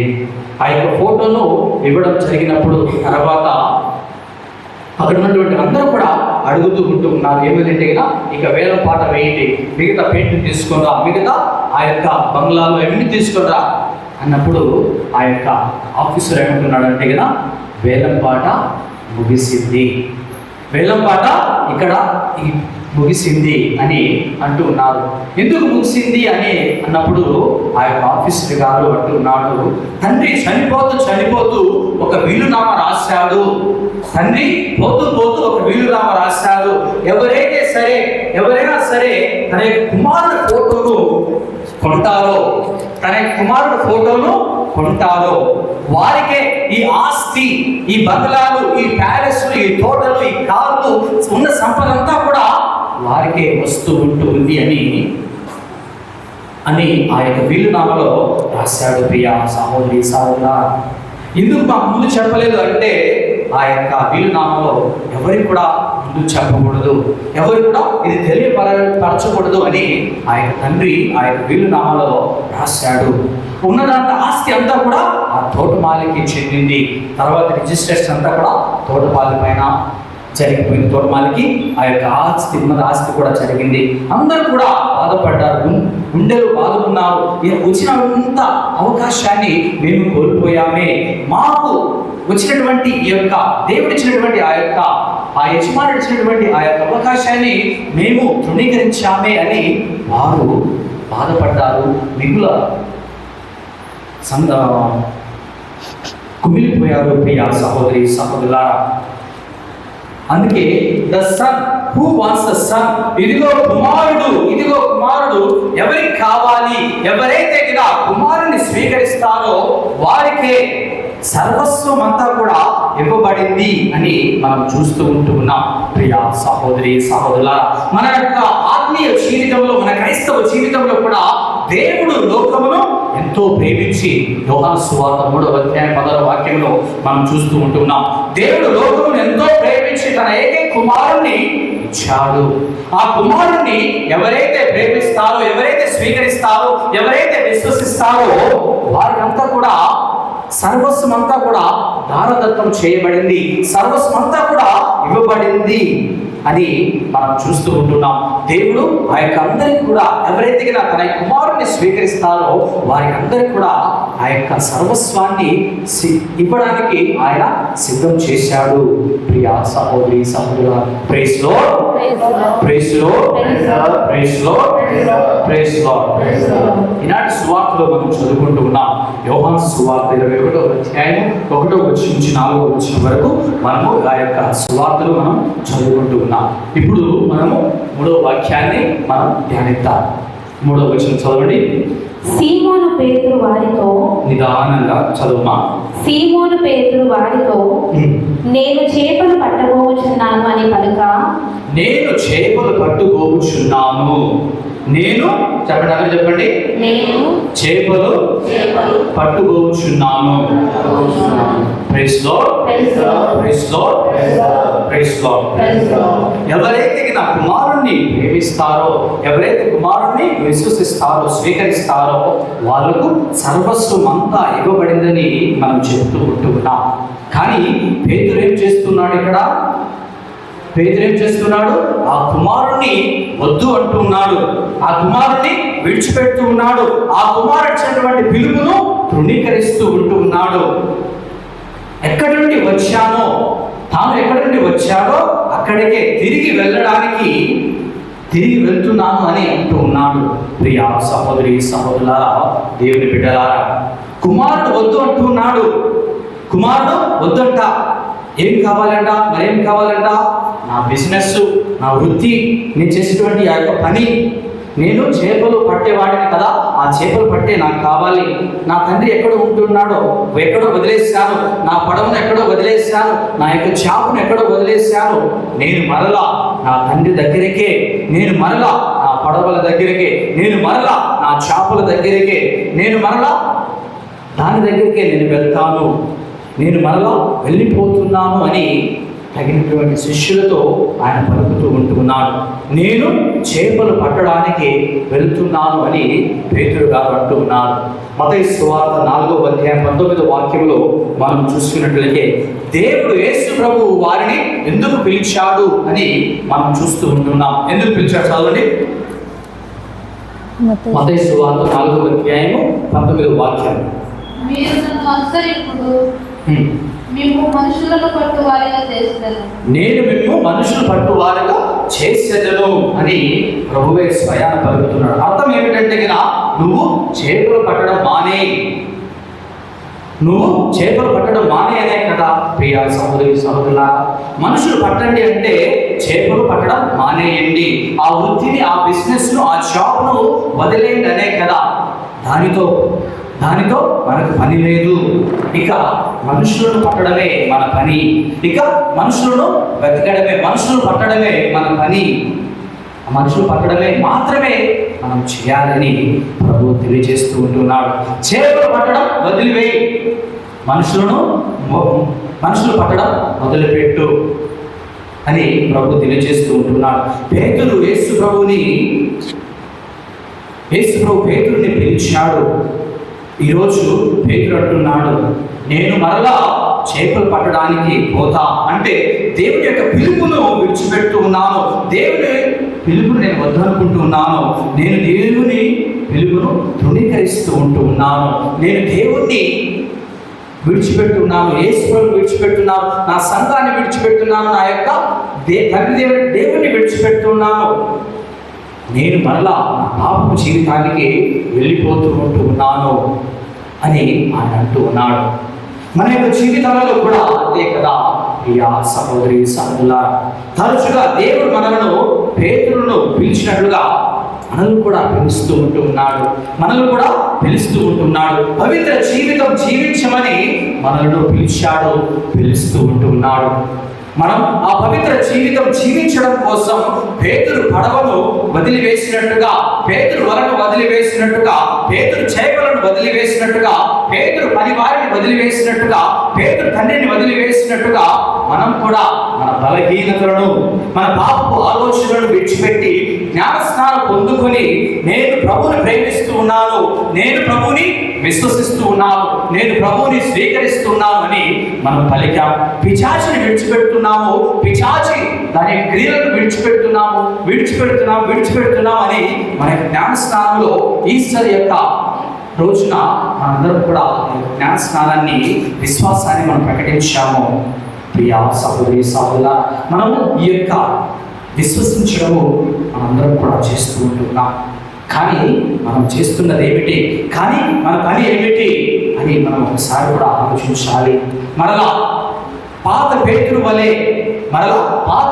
వలె చేపలు పట్టడానికి పోతూ ఉన్నట్లు నువ్వు కూడా మరలా పాత జీవితానికి పోతూ ఉన్నావా? Praise Lord, praise Lord, praise Lord, praise Lord, praise lord.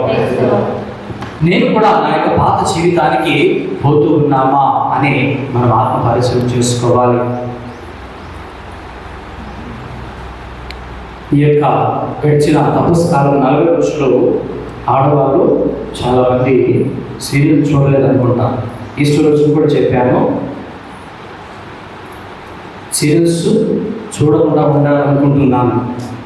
Suppose మనం అనుకోవచ్చు ఈ 40 రోజులు సీరియల్స్ చూడలే లేదు. ఆ 40 రోజుల తపస్కాలంలో విభూతి బుధవారం నుంచి మరియు తర్వాత ఈస్టర్ రోజు వరకు ఆ యొక్క 40 రోజులు మనము ప్రతిరోజు కూడా సీరియల్స్ చూడకుండా ఉందాం అనుకున్నాం. అలా అనుకున్నప్పుడు ఆ యొక్క ఈస్టర్ పండుగ అయిన వెంటనే ఎప్పుడెప్పుడు ఆ ఈస్టర్ అయిపోతుందా, సీరియల్స్ అన్నీ కూడా 40 రోజులు అన్నీ కూడా ఒకటేసారి యూట్యూబ్లో పెట్టుకొని మొత్తం ఒకటే పాట చూడాలి అనుకున్న వాళ్ళు ఎంతమంది ఉన్నారు? అలా ఉన్నారు ఎవరన్నా? ఉంటారు కానీ చేతులు అంతే. 40 రోజులు మాత్రం ఉపవాసం ఉంటాము, ఈ యొక్క సీరియల్స్ చూడకుండా ఉంటాము అన్న ఈస్టర్ అయిపోయిన వెంటనే మనము ఆ యొక్క పనిని ఆ యొక్క సీరియల్స్ అంతా కూడా యూట్యూబ్లో వెంటనే మనము చూద్దాము. 40 రోజుల పాటు ఆ యొక్క అందరిని కూడా ఒకటే పాటు చూద్దామని అనుకునే వాళ్ళు చాలామంది ఉంటారు. దేనినైతే విడిచిపెట్టుదామో అనుకుంటూ ఉన్నామో దానికే తిరిగి మనం వెళ్తూ ఉన్నాము. పేతురు దేనినైతే విడిచిపెట్టాడో తిరిగి దానిలోకే వెళ్తూ ఉన్నాడు. దాని దగ్గరికి, అదే వాళ్ళ దగ్గరికి, అదే సరస్సు దగ్గరికి, అదే చేపల దగ్గరికి పేతురు గారు పోతూ ఉన్నాడు. మనం కూడా పేతురు వలె అక్కడికే పోతూ ఉన్నామా, లేకపోతే అక్కడికి వెళ్తూ ఉన్నామా అని మనం ఆలోచించాలి. ప్రియ సహోదరి సహోదరులారా, కొంతమంది అనుకోవచ్చు, ఏం సార్ ఎప్పుడు మా గురించి చెప్తూ ఉంటారు అనుకోవచ్చు, అడవుల గురించి అయినా అని అనుకోవచ్చు. కానీ కొన్నిసార్లు మనం కూడా అనుకోవచ్చు, మగవాళ్ళు కూడా ఎంతోమంది 40 రోజుల పాటు మందు తాగకుండా ఉంటూ ఉన్నాం. ఈ 40 రోజులు ఉపవాసంగా మందు తాగకుండా ఉంటూ ఉన్నాం. ఎప్పుడైతే ఈస్టర్ అయిపోతుందా, ఈస్టర్ రోజున 40 రోజుల పాటు ఉన్నటువంటి ఆ యొక్క దాహము కూడా ఉదయం నుంచి సాయంత్రం వరకు ఆ యొక్క దాహాన్ని అంతా కూడా తీర్చుకోవాలి అనేటువంటి వ్యక్తులు ఎంతమంది మన యొక్క ఈ సంఘంలో ఉంటూ ఉన్నారు, ఇక్కడ ఉంటూ ఉన్నారు అని మనం ఆలోచించుకోవాలి. పాత జీవితానికి మరలా వెళ్తూ ఉన్నాము. సీరియల్స్ విడిచిపెట్టావు కానీ మరలా వెళ్తూ ఉన్నావు, మరలా అక్కడికే వెళ్తూ ఉన్నావు. మందు విడిచిపెట్టావు అనుకో కానీ మరలా అక్కడికే పోతూ ఉన్నాం. సినిమాలు విడిచిపెట్టాము కానీ అయిపోయిన వెంటనే మరలా అక్కడికే వెళ్తూ ఉన్నాం. చెడు స్నేహాలు, చెడు సావాసాలు విడిచిపెట్టావా, మరలా అందులోకే పోతూ ఉన్నాం. అక్రమ సంబంధాలు విడిచిపెట్టావేమో అనుకున్నాం కానీ మరలా ఆ దారిలోకి నువ్వు వెళ్తూ ఉన్నావా. స్మోకింగ్ అనేటువంటి ఫ్యాషన్లో మనం ఉంటున్నామేమో కానీ ఈ యొక్క 40 రోజుల పాటు దానిని విడిచిపెట్టాలనుకున్నావేమో కానీ మరలా ఆ యొక్క మార్గంలోకి నువ్వు వెళ్తూ ఉన్నావు. బూతు మాటలు, చెడు మాటలు మాట్లాడకూడదని మనం అనుకుంటూ ఉన్నాం కానీ 40 రోజుల పాటు ఉంటున్నాం కానీ అయిపోయిన వెంటనే మరలా ఆ యొక్క యథాస్థితికే మనం వెళ్తూ ఉన్నాం. చెడు స్నేహాలు వద్దు అనుకుంటున్నాము, ఈ స్నేహం వద్దు అని అనుకున్నటువంటి మనము తిరిగి అలాంటి దారిలోకే వెళ్తూ ఉండవచ్చు.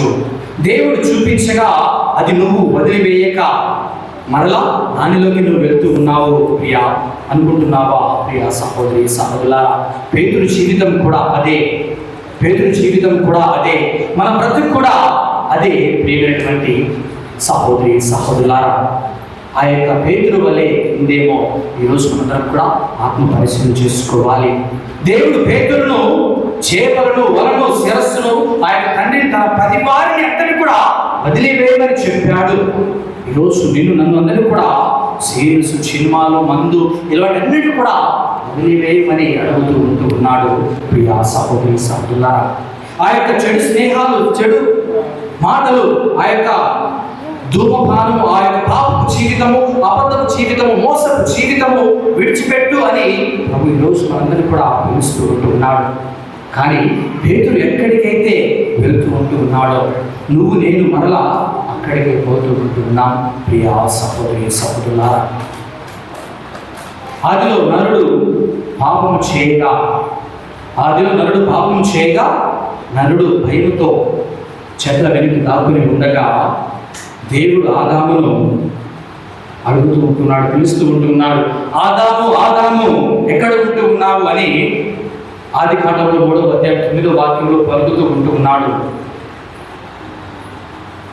అదే విధముగా యేసు ప్రభు ఈరోజు నిన్ను నన్ను ప్రతి ఒక్కరిని కూడా పిలుస్తూ ఉంటూ ఉన్నాడు. ఎక్కడ ఉంటూ ఉన్నావు? ఆ ప్రభు వెతుక్కుంటూ వచ్చినట్లుగా ఇదిగో యేసు ప్రభు దూరం వెళ్ళిపోతున్నటువంటి పేతురును వెతుక్కుంటూ వస్తూ ఉంటున్నాడు. ఎమ్మావసు వెళ్తున్నటువంటి ఆ యొక్క శిష్యులను పలకరిస్తూ వెతుక్కుంటూ వస్తూ ఉంటూ ఉన్నాడు. తప్పిపోయినటువంటి అవిశ్వాసం ఉన్నటువంటి తోమాను వెతుక్కుంటూ ప్రభు వస్తూ ఉంటూ ఉన్నాడు. దూరం వెళ్ళిపోతున్నటువంటి చెదిరిపోతున్నటువంటి గొర్రెల వలె ఉన్నటువంటి శిష్యులను ప్రభు వెతుక్కుంటూ వస్తూ ఉంటూ ఉన్నాడు. అదేవిధముగా ఈరోజు మనందరం కూడా ప్రభు వెతుకుంటూ వస్తూ ఉంటూ ఉన్నాడు. ప్రియా సహోదరి సహోదరులారా, మనందరం కూడా దేవునికి స్తోత్రం చెప్తాం. Praise Lord, praise Lord, praise Lord, praise Lord, praise Lord. అందుకే యేసు ప్రభు వెతుకుంటూ వస్తూ ఉంటూ ఉన్నాడని మనం చూస్తూ ఉంటున్నాం. యోహాను సువార్త 1వ అధ్యాయం 4వ వాక్యంలోనే మనకు అక్కడ చాలా స్పష్టంగా కనపడుతూ ఉంది. ఏమిటంటే కదా, యేసు ప్రభు తెల్లవారుజామునే కాలమునే ఆ యొక్క శిష్యులను వెతుకుంటూ వస్తూ ఉంటూ ఉన్నాడు. తెల్లవారుజామునే వాళ్ళను వెతుకుంటూ ప్రభు వస్తూ ఉంటున్నాడు. ఈ రోజున పాప జీవితాన్ని విడిచిపెట్టి ప్రభువును అనుసరించడానికి వచ్చిన నీవు మరలా అదే పాప జీవితంలోకి వెళ్ళిపోతున్నట్లయితే ప్రభు ఈరోజు ప్రభు నిన్ను నన్ను ప్రతి ఒక్కరిని కూడా వెతుకుంటూ వస్తూ ఉంటూ ఉన్నాడు. నిన్ను నన్ను ప్రతి ఒక్కరిని కూడా పిలుస్తూ ఉంటూ ఉన్నాడు. Praise Lord, praise Lord, praise Lord, praise Lord. ప్రభు ఈరోజు నిన్ను అడుగుతూ ఉంటున్నాడు. ప్రభు ప్రాధేయపడుతూ ఉంటున్నాడు. ఓ నా కుమారుడా, ఓ నా కుమార్తె, కమ్ బ్యాక్ టు మీ. నా దగ్గరికి తిరిగి రా. నీ యొక్క పాప జీవితాన్ని విడిచిపెట్టి తిరిగి నా దగ్గరికి రా అని ప్రభు అంటూ ఉన్నాడు.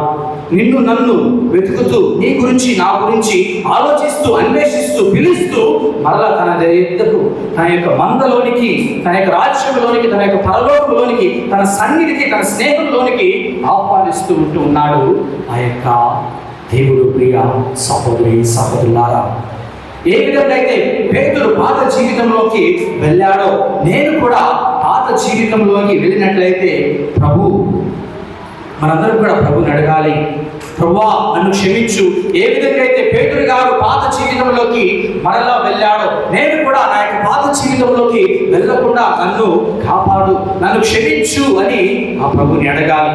ఏ విధంగా అయితే అవిశ్వాసంతో నిన్నటువంటి తోమాను ఆయన క్షమించాడు, అదే విధముగా అవిశ్వాసం ఉన్నటువంటి నన్ను కూడా క్షమించు అని ఆ దేవాది దేవుణ్ణి మన మనసారా ప్రార్థన చేయాలి. ప్రియ సహోదరి సహోదరుల, నన్ను కాపాడు అంటూ అని ఆ యొక్క ప్రభువుని మనసారా కూడా ప్రార్థన చేద్దాం. అదే విధముగా ఎప్పుడైతే పేతురు గారు అడిగిన వెంటనే నేను చేపలు పట్టడానికి పోతూ ఉంటూ ఉన్నాను అని చెప్పినప్పుడు మిగతా శిష్యులు ఏమంటున్నారు? ఏం చేస్తున్నారంటే ఇలా, మేము కూడా మీ వెంట వచ్చేదము, మేము కూడా మీ వెంట వచ్చేదము అని అంటూ ఉన్నారు. పేతురు గారు సైలెంట్గా పోవడం లేదు.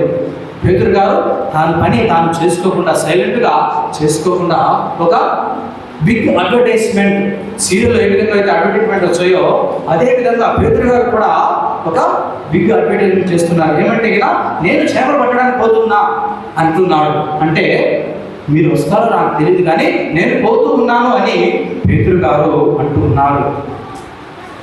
అంటే ఈ యొక్క అపోస్తల జీవితం నాకు వద్దు, ఈ యొక్క సంఘంలో నేను ఉండలేను, నాకు నా పడవ, నా జీవితం, నా చేపలు, నా పనివారు, నా తండ్రి మాత్రమే చాలు అని ఆయన పోతూ ఉంటున్నాడు. అలా చెప్పినప్పుడు, అలా పలికినప్పుడు శిష్యులు, మిగతా తగినటువంటి శిష్యులు ఏమంటున్నారంటే కనుక మనం ఆలోచించాలి. ఆయన కొద్దిసేపు ఆలోచించు, ఎందుకు పోతున్నావు అని వారు అనలేదు. అక్కడ వారు చెప్పలేదు, ఆయనను మందలించలేదు. కానీ అన్నప్పుడు ఏం చేస్తున్నారంటే, నువ్వు పోతున్నట్టయితే మేము కూడా నీతో పాటు వస్తాము, మేము కూడా నీతో పాటు వస్తాము అని ఆ యొక్క పేతురు గారితో పాటు వారు వెళ్తూ ఉంటూ ఉన్నారు. ప్రియ సహోదరి సహోదరు, ఒక్కడితో పోదనమాట, ఒకటితో పోదు. మనము ఈ యొక్క 4 సంవత్సరాలు 5 సంవత్సరాల క్రితము మనం చూసుకున్నట్లయితే మనకి ఏమొచ్చింది? గట్టి చెప్పు. కరోనా వచ్చింది. కరోనా వచ్చినప్పుడు అది ఒక్కరితో పోయిందా? ఏంటి చెప్పండి? కరోనా వచ్చింది, ఒక్కరితో పోలేదు, ఎంతో మందిని తనతో పాటు తీసుకొని పోయింది. ఒకరికి వస్తే అది మిగతా కుటుంబంతో వస్తుంది, కుటుంబానికి వస్తే ఆ యొక్క గ్రామం వస్తుంది, గ్రామం వస్తే అలా సంఘం ఉన్న ప్రతి ఒక్కరు కూడా అలా సాగుతుంది, సోకుతూ పోతూ ఉంటుంది. అదేవిధముగా కలరా వ్యాధి కూడా, అదేవిధముగా ర్యాబిస్ అనేటువంటి వ్యాధి కూడా రకరకాలుగా వస్తూ ఉంటారు. అది వచ్చినట్లయితే అది ఒక్కరితో పోదు, అందరికీ కూడా వ్యాప్తి చెందుతుంది, స్ప్రెడ్ చేస్తూ ఉంటుంది, అందరికి కూడా అది ఇస్తూ ఉంటుంది. అదే విధముగా పాపము కూడా ప్రియ సహోదరి సహోదరులారా గుర్తుపెట్టుకోవాలి. అదే విధముగా పాపం కూడా అలాంటిదే, అంటు వ్యాధిలాగే అది కూడా ఉంటూ ఉంది. ఏ విధంగా అయితే పాపము ఒకరికి అంటుకుంటుందో అది మిగతా వారికి కూడా అంటుకుంటూనే పోతూ ఉంది అని మనం గ్రహించాలి. పాప జీవితం కూడా అంతే, పాపిష్టి జీవితం కూడా అంతే. ప్రియ సహోదరి సహోదరులారా, పేతురు దారి తప్పిపోతూ ఉంటే మిగిలిన వాళ్ళు కూడా దారి తప్పిపోతూ ఉంటున్నారు. పేతురు దేవుడి యొక్క పిలుపును తృణీకరిస్తూ వదిలివేస్తూ ఉంటే మిగతా వారు కూడా మాకు కూడా వద్దు, మేము కూడా మీతో పాటు వస్తాము అని ఆయన పిలుపును వారు తృణీకరిస్తూ ఉంటున్నారు. పేతురు పాత జీవితానికి వెళ్తూ ఉంటే మిగిలిన వారు కూడా ఆ యొక్క జీవితానికే మేము కూడా వస్తాము, ఆ యొక్క పాప జీవితానికే, పాత అలవాట్లకే అని వారు ఆ యొక్క జీవితానికే అలవాటుగా ఉంటూ ఉన్నారు. ప్రియ సహోదరి సహోదరులారా, వాట్ ఏ సాడ్ థింగ్, ఎంతో దౌర్భాగ్యం చూసారా ప్రియ సహోదరి సహోదరులారా. దీనిని మనము కొద్దిగా జాగ్రత్తగా ఆలోచించాలి, ఎందుకంటే ఇది మన జీవితాలలో, మన కుటుంబాలలో అక్షరాల నిజంగానే జరుగుతూ ఉంటుంది. ప్రియమైనటువంటి దేవుని బిడ్డలారా, తండ్రి తల్లి గుడికి రాకపోతే పిల్లలు కూడా రారు.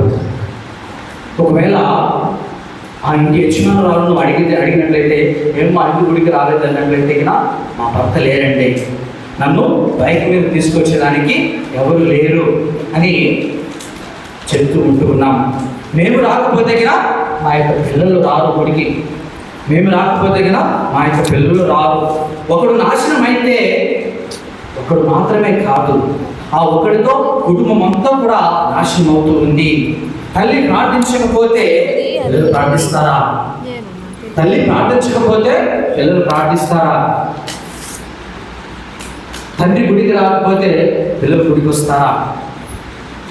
రాదు. తల్లికి లేనటువంటి ప్రార్థన జీవితం బిడ్డలకు వస్తుందా? తల్లికి లేనటువంటి ప్రార్థన జీవితం బిడ్డలకు వస్తుందంటే అది ఎక్కడైనా జరగదు. చెట్ల నుండి ఫలాలను బట్టి చెట్టు చూస్తాం కదా, అదే విధంగా తండ్రి తల్లి వారి గురువు వారి గుడికి రాకపోతే పిల్లలు కూడా రాదు. ప్రియ సహోదరి సహోదరుల, తల్లిదండ్రులు బూతు మాట మాట్లాడుతూ ఉంటే పిల్లలు మంచి మాట మాట్లాడతారా? మాట్లాడరు. తల్లిదండ్రులు టీవీలకు దానికి బానిసలుగా అయితే పిల్లలు కూడా మొబైల్స్కు ఈ యొక్క చెడు అలవాట్లకు బానిసలు అవుతారు. నువ్వు చూస్తే ఏ విధంగా ఆ యొక్క కుమారుడు చదువుకోగలడు? నువ్వు టీవీ చూస్తా, నువ్వు సుఖ సంతోషాలతో ఉన్నట్లయితే ఏ విధంగా నీ కుమారుడు కుమార్తె నిన్ను చూసి చదువుకోగలడు? నువ్వు చేస్తున్నటువంటిది స్వార్థంతో నువ్వు చూసుకున్నట్లయితే నీ కుమారుని కుమార్తె జీవితం అంతా కూడా పోతూ ఉండేది మనం చూస్తూ ఉంటున్నాం. ఆ యొక్క పిల్లల భవిష్యత్తు నీపైన ఆధారపడిందని నువ్వు తెలుసుకోలేకపోతూ ఉంటున్నాం. క్షణికమైనటువంటి ఆనందం కోసము నువ్వు బాధపడింది సంతోషిస్తున్నావు. నువ్వు అనుకోవచ్చు, స్వామి ఉదయం నుంచి సాయంత్రం వరకు మండు టెండలో పనిచేసే కష్టపడ్డాం స్వామి, ఈ కొద్దిసేపే కదా మేము టీవీ చూసేది, కొద్దిసేపే కదా మేము ఆనందించేది అని మీరు అనుకోవచ్చు. ఆ కొద్దిసేపే కదా మీ యొక్క బిడ్డలు, మీ యొక్క కుమార్తెలు మీతో పాటు ఉండేది. అది ఎందుకు మీరు గమనించలేకపోతూ ఉన్నారు? ఎప్పుడైతే ఆ యొక్క కొద్దిపాటి త్యాగము మీరు చేసినట్లయితే మీ యొక్క కుమారుడు కుమార్తె కూడా త్యాగాన్ని గుర్తిస్తాడు. మీ యొక్క త్యాగాన్ని గుర్తించి మంచిగా చదువుకుంటాడు, మంచిగా అభివృద్ధి చెందుతాడు అని మీరు ఎందుకు గ్రహించలేకపోతూ ఉంటున్నారు? ప్రియ సహోదరి సహోదరులారా, నువ్వు చూస్తున్నట్లయితే ఏ విధంగా నీ యొక్క కుమారుడు 10th క్లాస్లో అదే విధంగా మంచి మార్కులతో పాస్ అవుతాడు? అదే కాదు, నువ్వు చేసేది నీ యొక్క స్వార్థంతోనే నువ్వు చేస్తూ ఉంటున్నావు. కానీ ఆయన స్వార్థానికి ఈ యొక్క పిల్లల యొక్క భవిష్యత్తు నాశనం అవుతూ ఉంటుంది. పిల్లల జీవితాలు మన యొక్క స్వార్థం కోసము నాశనం చేస్తూ ఉంటున్నాం. అలా చదివినప్పుడు వారికి జాబ్ వస్తుందా అంటే ఏమి రాదు. వాళ్ళు మంచిగా సమాజంలో బ్రతుకుతారంటే లేదు. నువ్వు చేసినటువంటి గుడ్డి చాకరే నీ యొక్క కుమార్తెలు కూడా చేయడానికి నువ్వు వారిని తీర్చిదిద్దుతూ ఉన్నావు. నువ్వు ఆ యొక్క త్యాగం చేయకపోవడం వల్ల ప్రియా సహోదరుల కాబట్టి మనందరం కూడా ఆలోచించాలి. మనందరం కూడా ఆత్మ పరిశ్రమ చేసుకోవాలి. నేను ముందు తాగుతాను అని నువ్వు అనుకోవచ్చు. నేను మాత్రమే తాగుతాను, నా పిల్లలు తాగుతుందంటే కదా నీ కుమార్తెలు ఎలా ఉంటారా? నువ్వు మందు తాగు, నేను కూడా తాగుతాను. నేను గుడికి వెళ్ళను, పిల్లలు ఏమంటారంటే కదా నేను కూడా గుడికి పోను. నేను చెడు మాట మాట్లాడతా, ఊరు మాట మాట్లాడతా, నేను అస్తవ్యస్తంగా ఉంటా అని నువ్వు పలుకున్నట్లయితే కదా పిల్లలు కూడా ఏమంటారంటే కదా నేను కూడా అలాగే ఉంటా అని మనం గ్రహించాలి. ప్రియ సహోదరుల, నువ్వు ఏదైతే చేస్తూ ఉంటూ ఉన్నావో అదే నీ యొక్క కుమార్తెలు కూడా అదే చేస్తూ ఉంటూ ఉన్నావు అని అందరం కూడా గ్రహించాలి. ఒక రోజు ఒక తండ్రి కొడుకులు ఇద్దరు కూడా గుడికి వెళ్ళారు. తన యొక్క 3 ఏళ్ల కుమారుడితో తండ్రి గుడికి వెళ్ళాడు. ఆ యొక్క గుడిలో పూజ చేస్తున్నప్పుడు బాబగారు అందరినీ పైకి లేచి పరలోకంలో ప్రార్థన చెప్పమన్నప్పుడు అందరూ కూడా వెంటనే చేతులు ఇలా పెట్టుకున్నారు. తండ్రి కూడా అలా పెట్టుకున్నాడు. తండ్రిని చూసి కుమారుడు ఏమైనా ఆలోచించకుండా ఆ చిన్న బాలుడు కూడా ఇలాగే పెట్టుకుంటూ ఉన్నాడు.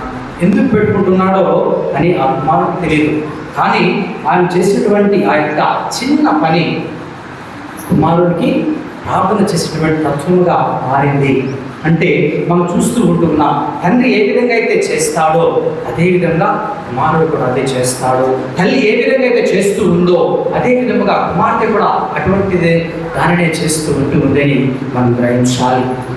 నువ్వు అనుకోవచ్చు నేను ప్రార్థించను అని నువ్వు అనుకున్నట్లయితే నీ కుమారుడు కూడా అంటాడు నేను కూడా ప్రార్థించను, నేను నాశనం అయిపోతా అంటే కుమారుడు కూడా అంటాడు, కుమార్తె కూడా అంటుంది నేను కూడా నాశనం అయిపోతా.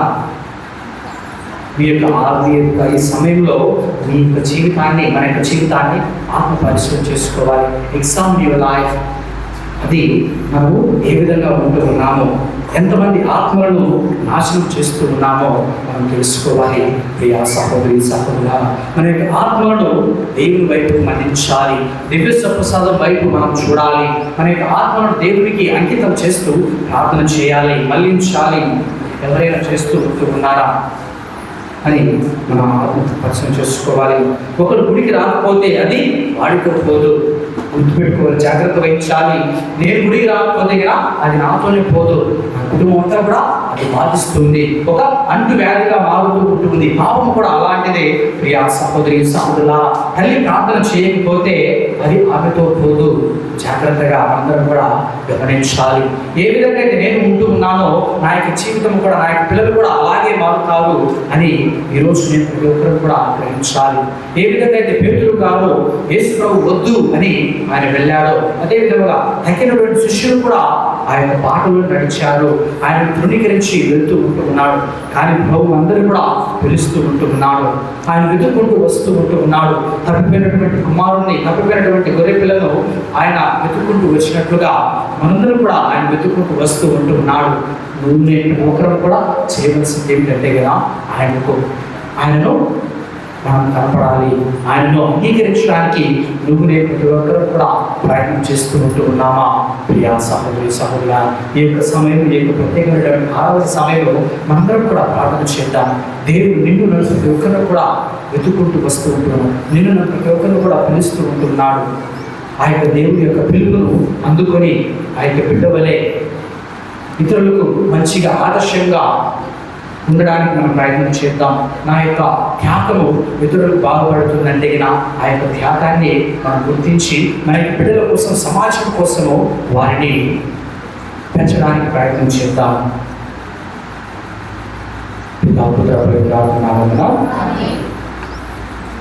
అందరూ కూడా మోకరించి ప్రార్థన చేద్దాం.